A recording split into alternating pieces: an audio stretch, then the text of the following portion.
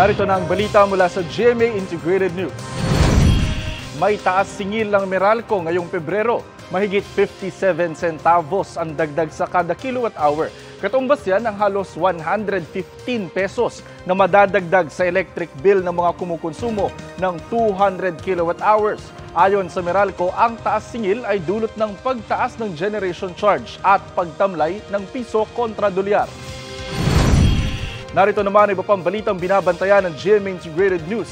Hindi pag-hire o pagbabawas ng mga empleyado, posible raw idulot ng isinusulong na wage hike bill sa Senado ayon kay Labor Secretary Benvenido Laguesma.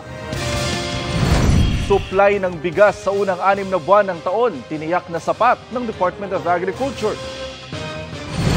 At sa 24 oras, ang latest sa search and rescue operation sa landslide sa Maco, Davao de Oro.